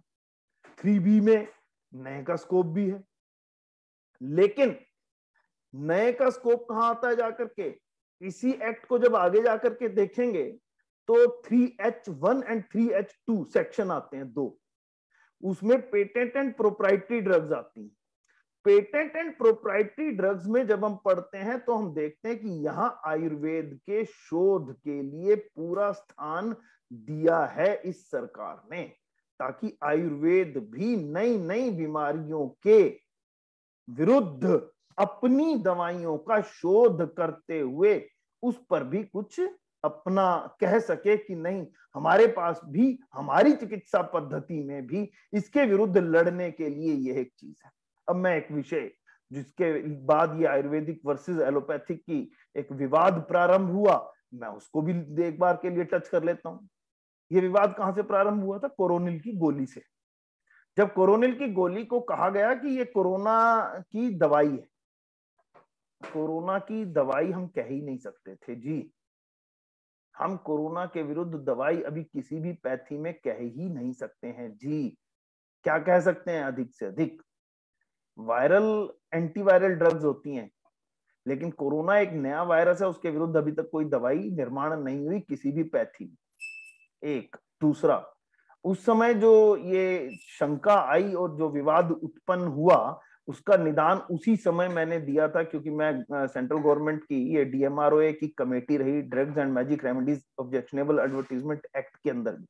उसके अंदर बहुत सी ऐसी चीजें हैं जिसका आप विज्ञापन नहीं कर सकते हैं, वो स्पष्ट रूप से दिया हुआ है, उसमें नई बीमारियों का भी दिया हुआ है। हम ये कह सकते थे कि ये कोरोना के वायरस के विरुद्ध संघर्ष करने में, मनुष्यों के इम्यूनिटी को बूस्ट करने में काम में आती है। जैसा हम जिंक के बारे में कह रहे थे, जैसा हम अन्य विटामिन के बारे में कह रहे थे, जैसा हम अन्य कुछ दवाइयों के बारे में कह रहे थे, उसी में ही आयुष का काढ़ा भी आता था, उसी में ही गिलोय घनवट्टी भी आती थी, उसी में ही आर्सेनिक एल्बम भी आती थी, उसी में ही होम्योपैथी की अस्थमा वाली दवाई भी आती थी, उसी में ही आयुर्वेदिक की श्वासरी वट्टी, हालांकि पूरी तरह उसमें नहीं, लेकिन हाँ श्वास को ठीक करने के लिए उसमें काम में आती थी। ठीक है, अब मैं इसको आगे लेकर के चलता हूं। ये विवाद फिर बन गया बाजारवाद के कारण आयुर्वेद वर्सेस एलोपैथी, और ये शायद मेरे देश के लिए एक बहुत बड़ी दुर्भाग्यपूर्ण स्थिति थी जब दो कोरोना के विरुद्ध लड़ने वाले हथियार आपस में लड़ पड़े। मतलब राष्ट्र के दाएं हाथ में एलोपैथी है, बाएं हाथ में आयुर्वेदिक है, मुझे लड़ना है सामने खड़े कोरोना के विरुद्ध, दोनों तलवारों को लेकर के चलाना है, लेकिन वो दोनों तलवारें एक दूसरे को मार रही। क्या करेंगे हम? कोरोना तो हमें मारेगा, कोरोना तो हमें मारेगा भाई, मारेगा कि नहीं मारेगा? जिन हाथों से, जिन हथियारों से, एक हाथ में धनुष और एक हाथ में तीर पकड़ करके मुझे कोरोना का वध करना है, और वो मैं आपस में ही लड़ाई चले जा रहा हूं, मेरा तीर मेरे ही धनुष को काट रहा है, तो कोरोना तो मुझे मारेगा, मैं फिर कोरोना से नहीं बच पाऊंगा, ना ही बचा पाऊंगा। ठीक है, अब मैं देता हूं अंत में कुछ सुझाव। आयुर्वेद और एलोपैथ ये एक दूसरे के विरोधी कदापि नहीं है। कुछ उदाहरण वैद्य जी ने भी दिए, कुछ उदाहरण मैं भी दे देता हूं। एंटी मलेरियल ड्रग आती है, पेड़ की एक छाल से बनती है जी, बनती है कि नहीं बनती है? और हाइड्रोक्सीक्लोरोक्विन जो डॉक्टर ट्रंप जी ने पूरे विश्व को खिला दी, पता नहीं बाद में उसका कुछ लाभ हुआ कि नहीं हुआ, लेकिन डॉक्टर ट्रंप जी ने जाते जाते पूरे विश्व को खिला दी। और हमारे देश के राष्ट्राध्यक्ष ने उस समय भी पूरे विश्व को अगर ये दवाई देने का काम अगर किसी एक देश ने किया तो वो मेरे देश ने किया, भारत ने, आर्यव्रत ने, हिंदुस्तान ने, इंडिया ने। पता नहीं, वैसे एक बात ये भी एक विषय है, कभी इस पर भी चर्चा करेंगे कि मेरा देश एक है, नाम अनेक हैं। वो एक ही ईश्वर के भी बहुत से नाम होते हैं ना, गुणवाचक संज्ञाएं, तो ऐसे ही मेरे देश के साथ भी ऐसी स्थिति है, तो उस पर भी हम चर्चा करें, लेकिन मूल नाम क्या है वो हम ध्यान ही नहीं करते। खैर, इस पर ये चर्चा विषय अलग चला जाएगा, तो उस पर ना जाकर के मैं वापिस आता हूँ। उस समय हाइड्रोक्सीक्लोरोक्विन भी मेरे देश ने दी, पूरे विश्व को मास्क देने का काम भी मेरे देश ने किया। आपको मैं बतला दूं, क्योंकि मेरे देश की आबादी विश्व में दूसरे नंबर पर है, 135 करोड़, और उस समय मास्क जेलों में बंद कैदियों ने भी बनाए, सेल्फ हेल्प ग्रुप्स ने भी बनाए, महिला संगठनों ने भी बनाए, आर्य समाजों के अंतर्गत चलने वाले ये सिलाई केंद्रों ने भी बनाए। सभी ने अपने अपने स्तर पर जब मास्क बनाए और पूरे विश्व को बांटे, तो वो भी पूरे विश्व को मेरे ही देश ने दिया। और एक बहुत बड़ा क्रांतिकारी निर्णय लिया था, जो एलोपैथिक दवाई थी जिसे हम सैनिटाइजर कहते हैं, जिसके बारे में जिसके दाम भी तय किए, एसेंशियल कमोडिटी में लाया गया। समय के साथ साथ बड़ी तेजी के साथ निर्णय लिए गए थे उस समय युद्ध को लड़ने के लिए। उस समय ये आयुर्वेद और एलोपैथ के विवाद को पैदा नहीं होने दिया था, लेकिन ये बड़ी दुर्भाग्यपूर्ण स्थिति है कि पैदा हो गया। उस समय सैनिटाइजर भी, जब डिस्टिलरीज को जो शराब बनाती थी, पीने वाला शराब, और उसको पीने वाला शराब को बंद करवा करके रैली जी पहली लहर थी कोरोना की जो पिछले वर्ष आई, उस समय सभी डिस्टिलरीज को कहा गया कि आप शराब नहीं बनाएंगे, इस शराब का प्रयोग करके आप सैनिटाइजर बनाएंगे, और उस सैनिटाइजर को पूरे विश्व में दिया गया। आप मानते हैं? चीन ने बीमारी दी, मेरे देश ने उस बीमारी का इलाज बांटने का प्रयास किया। वैद्य जी और बतलाता हूं, अभी तो पिछले साल में चल रहा था मैं, अब इस साल में आ जाता हूं। अभी ये बना था, अभी तो ये बीमारी आने का कोई अंदेशा भी नहीं था पिछले से पिछले साल 19 में 17 में। उस समय इस कानून के तहत और भी कानून आए। एक आया new drugs and clinical trial rules, जिस रेगुलेटरी पाथवे का प्रयोग करते हुए मेरे देश में वैक्सीन का निर्माण हुआ। नहीं तो ये वैक्सीन बन ही नहीं सकती थी, कोई सोच ही नहीं सकता था कि मेरे देश में भी कोई नई चीज आ सकती है, बन सकती है। तो ये उस समय कोई सपना तो नहीं आया था 2017 में किसी को, 2019 में कोई सपना तो नहीं आया था। और इस वैक्सीन को लगाने के लिए एक सीरिंज की यूज होती है, आवश्यकता पड़ती है, नीडल और सीरिंज। वो मेडिकल डिवाइस कहलाती है। मेडिकल डिवाइस भी ड्रग्स होती हैं 3B4 में। उसके लिए भी रेगुलेशन बना कब? 2017 में। New drugs and clinical trial rule बना 2019 में। करेक्ट कर दूं मैं अपने आप को, 17 में मेडिकल डिवाइस रूल, 19 में new drugs and clinical trial rules. तब तक तो सपना भी नहीं था किसी को कि कोरोना नाम की कोई महामारी आने वाली है। लेकिन मेरे राष्ट्र के इस समय के नीति नियंताओं ने इस विषय पर, जब कि ऐसा कभी भी कुछ भी हो सकता है, या मेरे देश के लिए आवश्यकता पड़ सकती है, विश्व के लिए आवश्यकता पड़ सकती है, और विश्व के बराबर समकक्ष मेरे देश में भी सुविधाएं और पाथवेज होने चाहिए, तो ये दिया। उस समय ये पीपीपी किसने करवाया जी? एलोपैथिक ने करवाया, और मेरे राष्ट्राध्यक्ष ने स्वयं करवाया। एनआईवी पुणे ने इस वायरस को इकट्ठा किया। आईसीएमआर ने उस वायरस का पूरा जीनोम स्टडी करते हुए वैक्सीन का क्या बनाना है, कैसे बनाना है, वो दिया। और भारत बायोटेक जो प्राइवेट कंपनी थी, उसने इसके वैक्सीन का निर्माण किया, जिसे कोवैक्सीन कहते हैं। ये पीपीपी मॉडल शायद इस समय का सबसे बेहतरीन मॉडल रहेगा कोरोना के विरुद्ध लड़ने के लिए। एक और बतला देता हूं, ये मेक इन इंडिया था, एक मेड इन इंडिया बतला देता हूं। ऑक्सफोर्ड यूनिवर्सिटी ने वायरस लिया, एस्ट्राजेनिका ने, चिंपांजी पर पहले ही उनका शोध चल रहा था, एस्ट्राजेनिका कंपनी ने उसका जीनोम स्टडी और पूरा वैक्सीन कैसे बनना है आदि आदि किया। और उसका कमर्शियल जो प्रोडक्शन हुआ बहुत बड़े स्तर के ऊपर, वो serum institute of India Pune Bharat में हुआ। मैं एक बात और बतला दूं आज बिल्कुल स्पष्ट रूप से आपको, वैक्सीन कोई भी कहीं भी उसको बनाए, उसके ऊपर रिसर्च करे, शोध करे, चाहे फाइजर की हो, चाहे मॉडर्ना की हो, चाहे स्पुतनिक हो, चाहे कोई अन्य हो, अंततः अगर पूरे विश्व को वैक्सीन देनी है तो उसको आ करके बनानी पड़ेगी मजबूरी में मेरे देश के अंदर, क्योंकि ये सुविधा इतने बड़े स्तर पर वैक्सीन बनाने की पूरे विश्व में कहीं अन्य नहीं है। अब आधार पूनावाला पर ब्रिटिश सरकार ने डोरे डाल करके वहां भी एक प्लांट लगाने के लिए बुलाया हुआ है उन्हें। लोग कहते हैं ना आधार पूनावाला भाग गया, इधर उधर गया, नहीं भागा गया, वो मेरे देश का एक प्रबुद्ध है नागरिक, और वो यही है और यही निर्माण कर रहे हैं। स्पुतनिक वी भी सीरम इंस्टीट्यूट बना रहा है, स्पुतनिक वी चेन्नई में डॉक्टर रेड्डी लैब भी बना रही है। हमारे अपने देश में बनने वाली 2-3 वैक्सीन और पाइपलाइन में है, मैं पूरा उसके ऊपर नहीं जाऊंगा, वो अलग एक विषय है। लेकिन मैं ये बतला देना चाहता हूं कि चूंकि वो वैक्सीन भी कोरोना महामारी के विरुद्ध लड़ने के लिए एक सक्षम हथियार है, उसको बनाने की क्षमता भी केवल और केवल मेरे राष्ट्र के पास है, अन्य किसी के पास पूरे विश्व में नहीं है। मैं एक बात फिर कह दूं, हमें आयुर्वेद और एलोपैथ के विवाद में कदापि नहीं पड़ना है। आयुर्वेद पुराना है, बुजुर्ग हो गया है, बूढ़ा हो गया है। उस बूढ़े का ध्यान रखना एलोपैथिक की युवा पीढ़ी का काम है। घर में बूढ़े रहते हैं ना, अब बूढ़े कई बार बात कर देते हैं ऐसी जो पसंद नहीं आती है आप लोगों को। वैद्य जी, हम भी तो बूढ़े हैं, पसंद नहीं आती है, लेकिन उनकी जो सलाह होती है ना, उनका जो बहुत व्यापक अनुभव रहता है ना, वो बहुत काम में आता है। मैं एक उदाहरण से समझा देता हूँ। रैली जी, मैं जहाँ रहता हूँ ना, पंचकुला में मेरे से थोड़ा सा ऊपर जाकर के हिमाचल शुरू हो जाता है। हिमाचल में जो नदियां है ना, वो बहुत तेज चलती है, क्योंकि पहाड़ है, पहाड़ के अंदर नदी एक चट्टान से दूसरी चट्टान और बड़ी तीव्र गति रहती है। और वो जब दो बांधों के बीच में चलती है ना, तो बड़ी ऊर्जा पैदा करती है, बिजली बनाने का काम करती है, ठीक है।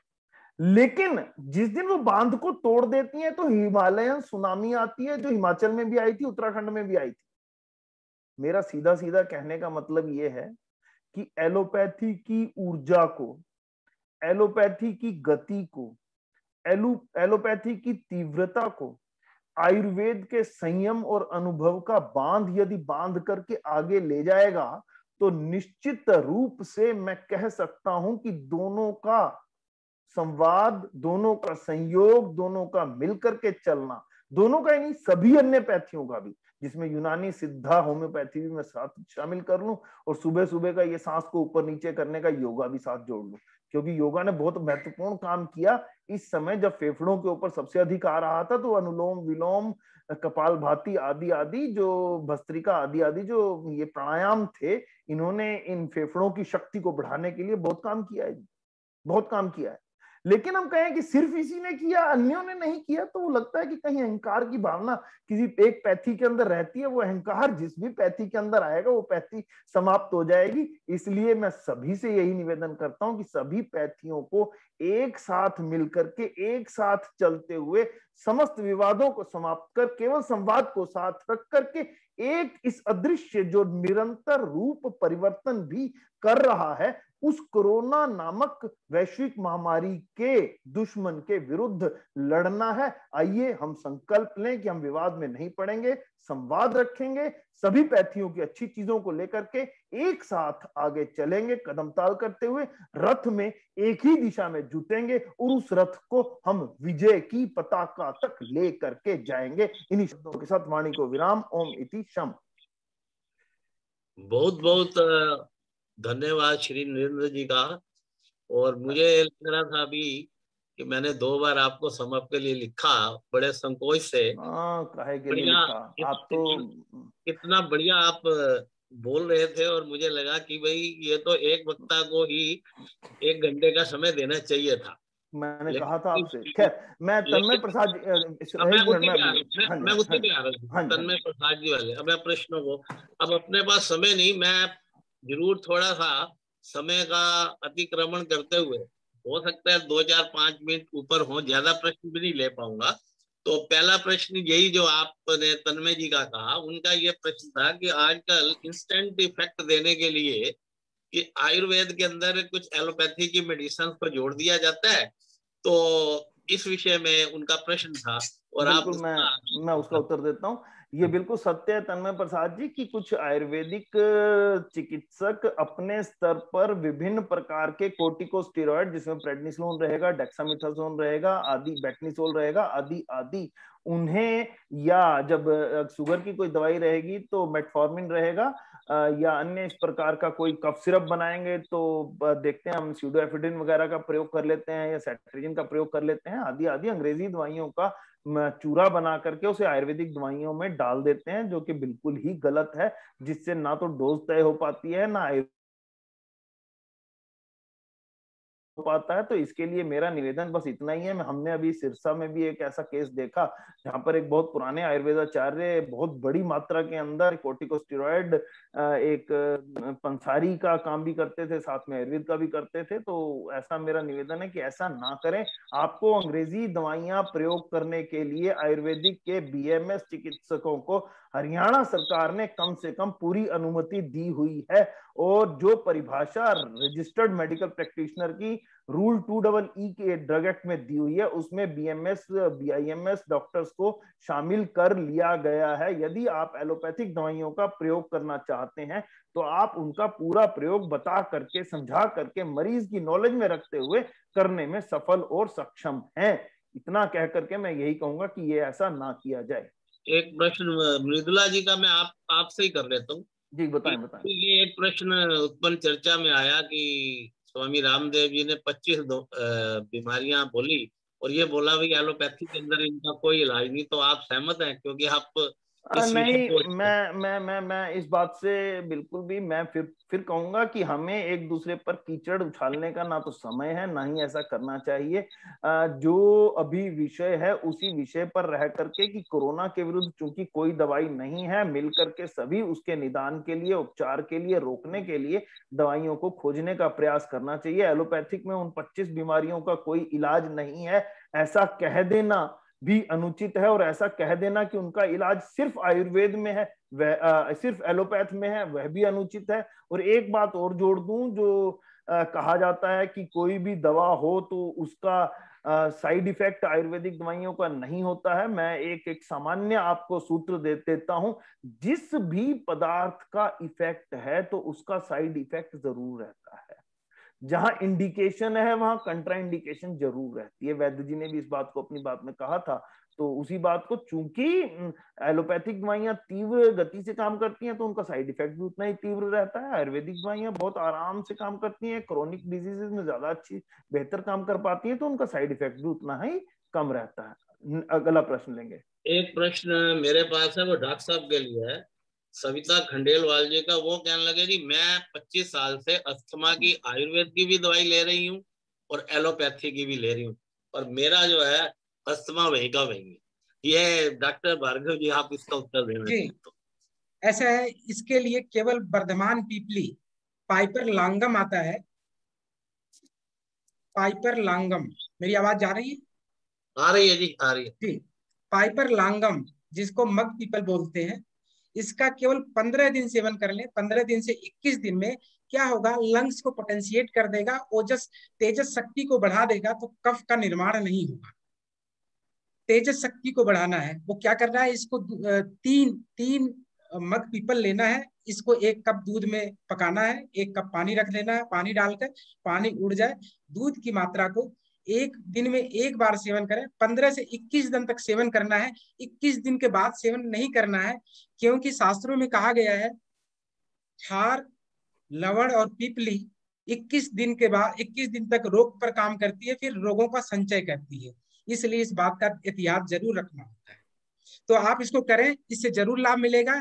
इसके अलावा मैं एक आयुर्वेद का एक रस पीपरी रस आता है, वैद्यनाथ की प्रिपरेशन है, रस पीपरी रस।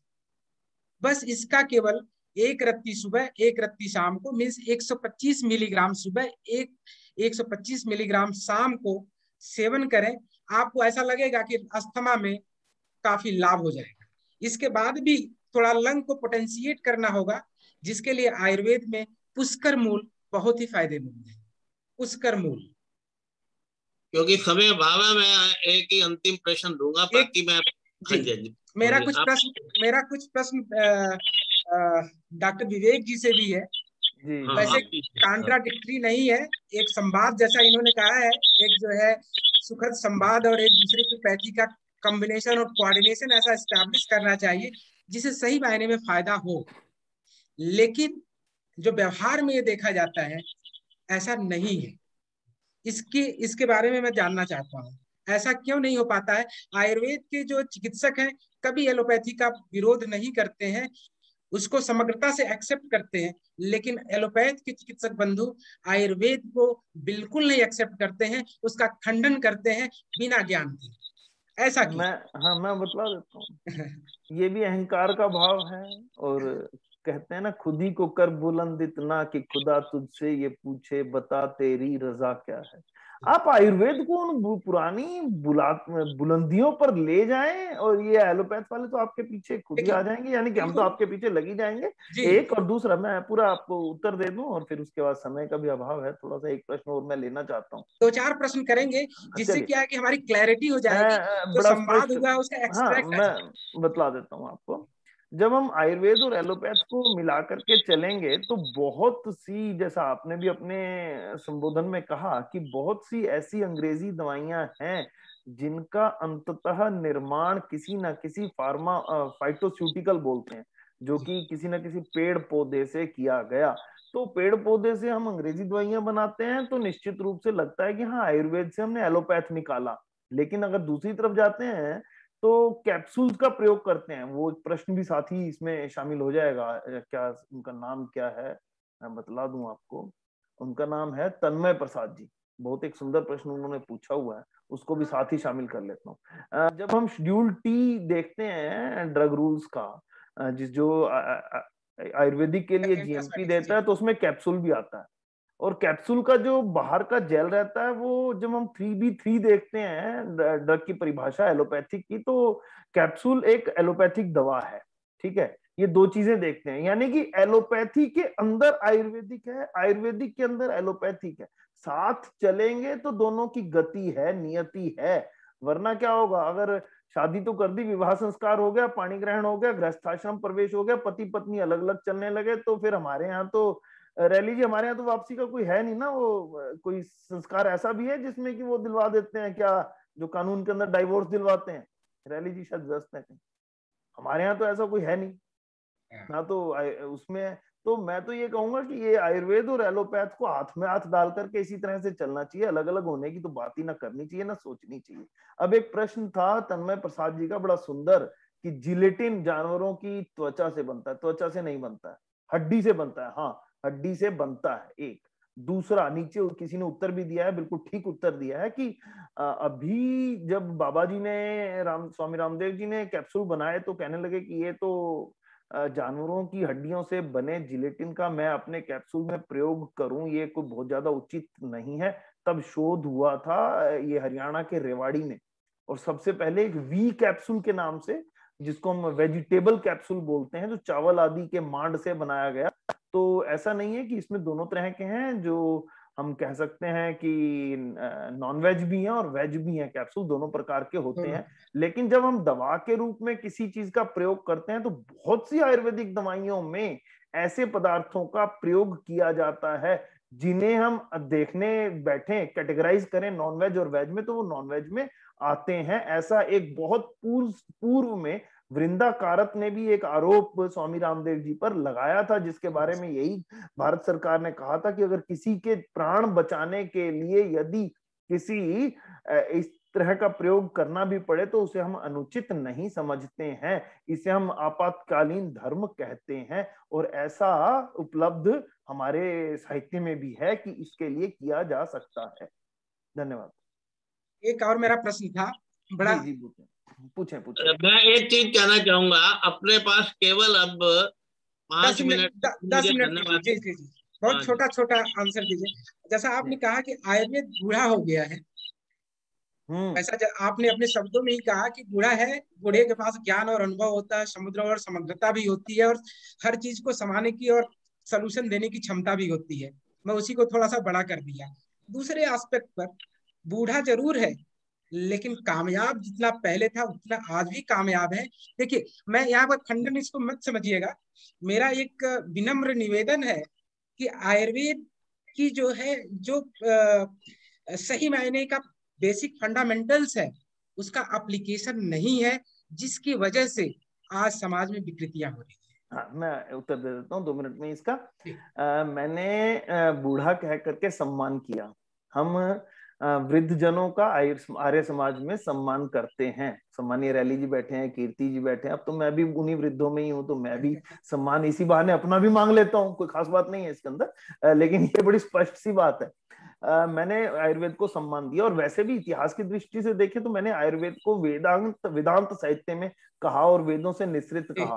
तो निश्चित रूप से बहुत पुराना है। लेकिन एक बात, हमें अपनी कमियां जब तक नहीं देखेंगे ना, हम दूसरे पर उंगली उठाते हैं ना, ऐसे उंगली उठाई तो 3 उंगलियां किधर आई? मेरी तरफ आई।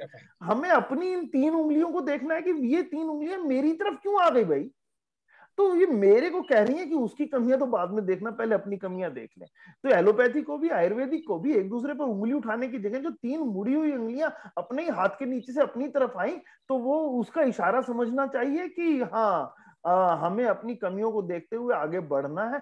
आयुर्वेद अपना वो ऊंचा स्थान नहीं रख पाया, इस बात को हमें स्वीकार करना होगा। इस बात को इसलिए भी स्वीकार करना हो कि नई नई आती हुई बीमारियों का निदान हम शोध करते हुए, शोध की बहुत बड़ी कमी आयुर्वेद में रही। 2, तीसरा, आयुर्वेद ने बहुत ज्यादा एलोपैथिक की तरफ घुसने का प्रयास किया, इसीलिए जो परिभाषा रूल 2EE की बदली और आयुर्वेदाचार्यों को एलोपैथिक दवाइयां लिखने की अनुमति प्रदान की गई। मैं तो इसको भी एक आयुर्वेद का समझता हूँ कि नहीं, ऐसा कोई आवश्यकता नहीं थी, हमें प्योर आयुर्वेद में ट्रीटमेंट करना चाहिए था। लेकिन चलिए, लेकिन मिल करके दोनों चलेंगे तो निश्चित रूप से, जैसे बाबा दादा पोता एक साथ उंगली पकड़ करके चलते हैं तो चलें, आनंद आएगा आपको। भार्गव जी, बाकी प्रश्न आप नंबर दे दूंगा। एक क्वेश्चन बचा, एक क्वेश्चन बचा हुआ है। जैसा आपने कहा कि 5 घोड़े जो हमारे पंचभूत हैं, वो 5 घोड़े के रूप में आपने तुलना किया। कभी भी जो हमारा होलिस्टिक कॉन्स्टिट्यूशन है, चाहे बॉडी का हुआ चाहे प्रकृति का हुआ, ये सभी एक फ्रैक्शन में एक ही कंपोनेंट में अवेलेबल होते हैं, लेकिन उनका गुणाधार, उसकी प्रोमिनेंस जो तत्व होता है उसी के रूप में एक्सेप्ट होता है। जैसे मैं एक एग्जाम्पल के रूप में समझाने का प्रयास कर रहा, जैसे बहन जी का एक प्रश्न था कि मुझे पीपली, पाइपर लांगम आप भी जानते हैं, पाइपर लांगम उष्ण रेखा है, जिसको गर्मी कफ बनती है, जिसके शरीर में वायु होता है, उसके लिए बहुत कारगर है। लेकिन किसी गर्मी वाले व्यक्ति को दे दीजिए तो उसको जो है बॉडी में रैसेस हो जाएंगे, गर्मी हो जाएगी, उग्रता हो जाएगी, उसको सह नहीं सकता है।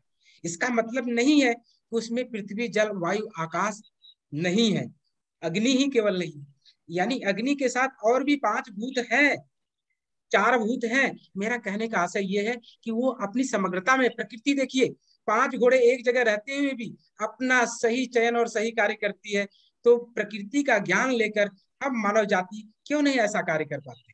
तो डॉक्टर साहब, ऐसा है कि मैं अब आप विद्वानों के प्रश्न उत्तर में मजा तो बहुत आ रहा है, किसी दिन ये डिबेट भी रख लेंगे। अभी क्या है, कुछ 1-2 प्रश्न लेके और मैं मंत्री जी से कहूंगा, वो आपसे ही है। एक हमारे बंसल जी हैं, उनका ये है कि रात को लघु शंका के लिए बार बार जाना पड़ता है, और एक दूसरा प्रश्न है, उसको शॉर्ट आंसर दे दें कि भाई प्रोस्टेट का क्या इलाज केवल सर्जरी है या बिना सर्जरी के भी हो सकता है? बस शॉर्ट आंसर दीजिए। जी, मैं पहले ये बताना चाहता हूँ कि जो बार बार पेशाब जाते हैं उसका बहुत ही सरल समाधान है। आयुर्वेद के सिद्धांत के मुताबिक इसको कहते हैं मूत्रवाह का रोग, मूत्रवाह चैनल का डिजीज है। इसमें गोखरू का केवल प्रयोग, छोटा गोखरू आता है जिसको हम बाजार से आप ले लेंगे, छोटा बड़ा दोनों आते हैं। उस गोखरू का पाउडर बना लें, 1 चम्मच सुबह 1 चम्मच शाम को ले लें। जो पेशाब की डिसयूरिया की प्रॉब्लम है या बार बार जाना पड़ता है, बार बार हाजत रहती है, उसमें तुरंत समाधान केवल 4-5 दिनों में मिल जाए। दूसरा, आपने प्रश्न किया कि किसी को प्रोस्टेट का एनलार्जमेंट है। प्रोस्टेट का एनलार्जमेंट, क्योंकि प्रोस्टेट एक छोटी सी ग्रंथि होती है जिसका आकार और साइज छोटा होता है और उस 15 से 20 ग्राम के बीच होता है, लेकिन किसी किसी में ये इतना वृद्ध हो जाता है, इतना बड़ा हो जाता है कि 40-45 तक पहुंच जाता है। तो हमें उसकी ग्रेड के हिसाब से ध्यान देना। अगर बहुत ज्यादा बड़ा हुआ है तो सर्जरी लें, अगर मीडियम और मॉडरेट फर्स्ट और सेकंड में है तो इसका आयुर्वेद से समाधान मिल जाएगा, क्योंकि आयुर्वेद में शोध चिकित्सा, एंटी इन्फ्लेमेटरी और इडिमेटस टिश्यूज को नॉर्मल कंडीशन में लाने के लिए आयुर्वेद अपने चिकित्सा सिद्धांत पर खरा और सही काम करता है। ये मेरा अनुभव है, मैं खुद प्रोस्टेट के रोगियों का बहुत अच्छा इलाज करता हूँ तो ठीक हो जाता है। इसमें वरुण नाम का एक, क्रेविटा नाम का एक जड़ी बूटी होती है, छाल होती है, सिगरू जिसको हम सहजन बोलते हैं, और वरुण, इन दोनों का कॉम्बिनेशन इतना बढ़िया होता है कि डॉक्टर साहब ई कोलाई का जो जितनी भी इन्फेक्शन है वो और दवाइयों से नहीं कंट्रोल होते, लेकिन यह मेरा व्यक्तिगत अनुभव है। ई कोलाई नाम का बैक्टीरिया सभी दवाइयों से बेशक रेजिस्ट हो जाता है, लेकिन वरुण और सिगरू के कॉम्बिनेशन से कभी रेजिस्ट नहीं होता है। This is my experience. धन्यवाद आपका, बहुत बहुत धन्यवाद। और बहुत सारे प्रश्न करता है जिनके प्रश्न है मैं उनसे क्षमा चाहूंगा, और वो प्रश्न आप भेज सकते हैं। डॉक्टर साहब का मैं आपको नंबर दे दूंगा और बिना फीस के आप डॉक्टर साहब से इस बारे में जो प्रश्न है उसके उत्तर ले सकते हैं। दवाई के बारे में मैं नहीं कहता कि वो बिना फी मैं जैसे आपने बताया कि हमारी पाकशालाएं खुद एक बड़ी रसायनशाला है, मैं इस बात से बहुत बुरी तरह से इत्तेफाक रखता हूँ। बहुत सारे लोगों का समाधान मैं नेचुरल रेमेडीज और घर में अवेलेबल इंग्रेडिएंट से बताता हूँ। तो इसलिए मैं जरूर ऐसा करने का प्रयास करूंगा कि घर की रसायनशाला से आपका सम्यक निदान और वो समाधान मिल जाए। इसके बाद भी नहीं मिल पाता है तो कुछ औषधि सुझाव। बहुत धन्यवाद। अब मैं निवेदन करूंगा अपने महामंत्री श्री सतीश जी से कि आप धन्यवाद प्रस्ताव कर। एक सेकंड हाँ रैली जी, हाँ रैली जी। मेरे धन्यवाद से पहले मैं दोनों विद्वानों का बहुत फॉर्मल तौर पर तो अभी मंत्री जी करेंगे, लेकिन विवेक जी आपसे मैं 2-3 बार शादियों में मिला हूँ, लेकिन मुझे कभी ये आभास नहीं था कि इतना विद्वान व्यक्ति से मैं मिल रहा हूँ। मैं इतने विद्वान व्यक्ति से मिल रहा हूँ, मुझे कभी इसका आभास नहीं हुआ था। तो आज जो भी आपने बताया वो मतलब दिमाग को बिल्कुल झंझना दिया उसने। ये विवाद तो जो डिस्कशन यहाँ हुई है ये नेशनल चैनल पे होनी चाहिए थी, जिस तरह जो स्तर है इसका। दूसरी बात, मैं आपसे बिल्कुल सहमत हूँ, खान पीन के ऊपर ही सब कुछ डिपेंड करता है। अब देखो, कभी हमने टमाटर फ्लू तो नहीं सुना, कभी दूध फ्लू नहीं सुना, स्वाइन फ्लू लिया। तो इसमें बिल्कुल सहमत हूँ। अगर खान पान अगर सही होगा, चमगादड़ का सूप पियोगे तो ये होना ही है। दूसरी बात मैं जो आपसे कहना चाहता हूँ और बाकी सज्जनों से भी कहना चाहता हूँ, सिर्फ 1 मिनट के लिए बात, मेरे आज आपने उस बात को थोड़ा सा हिंट दिया तो मेरे दिमाग में आया, तो बात मैं अपने कह दूं। मैं ही समझता हूँ 2 बातें। बिस्मार्क जो जिसने जर्मनी का निर्माण किया था, उसने एक बहुत बड़ी बात ली। उसने क्या किया था कि उसने सभी संस्कृतियों की स्टडी की थी, सब देशों की स्टडी की थी, भारत की भी स्टडी की थी उसने, और उसने निष्कर्ष निकाला था कि ये देश ऐसा है, ये देश ऐसा है। मैंने भी थोड़ी सी स्टडी की तो मैंने देखा कि चीन से क्या कहूं कि इससे घटिया देश नहीं हो सकता। जिस भारत ने सिक्योरिटी काउंसिल में अपनी सदस्य का कभी क्लेम नहीं किया, इसको सदस्य बनवाया, चाहे हमारी नलायकियत से देश के कुछ भी था, लेकिन उसने उसके बदले में हमें क्या दिया वो आप सब जानते हैं। इस संदर्भ में यही कहना चाहता हूँ कि जब 1960 से लेकर 70 तक जब शीत युद्ध चलता था तो डिबेट्स में हम जाया करते थे। तब मैं एमए में कॉलेज में पढ़ता था 63 में, तो एक डिबेट के अंदर मैंने पार्टिसिपेट किया जिसमें ये विषय था कि चौथा विश्व युद्ध डंडों से ही किया जाएगा। तो वो शीत युद्ध का जमाना था, हमने सोचा था कि 3rd वर्ल्ड वॉर लगेगी तो सब कुछ तहस नहस हो जाएगा और फिर डंडों से लड़ना पड़ेगा। लेकिन अब जो चीन ने ये काम किया है, ये जैविक युद्ध का काम है। ये वायरस बनाकर जो किया, एक्सपेरिमेंट किया उसने, ये आगे भी हो सकता है, ऐसा मुझे लगता है। तो इस बारे में हमें सचेत होना चाहिए। एक यही वायरस नहीं है, और भी वायरस आ सकते हैं और मानवता को संकट में डाल सकते हैं। ऐसा मेरा विचार था। आप दोनों ने बहुत अच्छा बोला, बहुत अच्छा लगा आपका। मैं धन्यवाद करता हूँ, लेकिन फॉर्मल धन्यवाद हमारे मंत्री जी चड्ढा जी करेंगे। चड्ढा जी। मैं चड्ढा जी से 1 मिनट पहले एक बात कहूंगा। इस कार्यक्रम के दौरान एक कोरोना रिस्पांस टीम है, तो वो हमारे साथ जुड़े रहे। मनोज जी संयोजक है उसके, उन्होंने भी कार्यक्रम की भागीदारी में बहुत सहयोग किया, उनका भी बहुत बहुत धन्यवाद। माननीय सतीश, बहुत बहुत धन्यवाद आदरणीय रेली जी का और कीर्ति शर्मा जी का, वैद्य और मन्यु जी का और विवेक जी का। बहुत ही सुंदर संवाद हुए, बहुत ही सुंदर जानकारी श्रोताओं को दी गई, और निश्चित रूप से जो सुनने वाले हैं वो इसका लाभ भी उठाएंगे अपने जीवन में और आयुर्वेद की तरफ मुड़ेंगे, ये मेरा मानना है।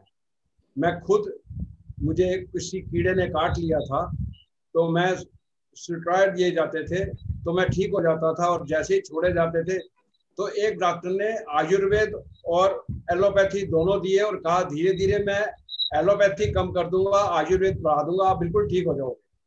और ये इसमें सच्चाई है कि मैं 3 महीने में बिल्कुल ठीक हो गया, नहीं तो मेरा चेहरा नेपालियों जैसे या चीनियों जैसे हो गया था। मैं ठीक हो गया। तो मैं धन्यवाद देता हूँ आप सबका और आदरणीय कीर्ति शर्मा। नहीं, अब आप शांति पाठ कराइए और कार्यक्रम का समापन। ठीक है जी, ठीक है, बहुत बहुत धन्यवाद। शांति पाठ करते हैं परमात्मा को याद करते हुए।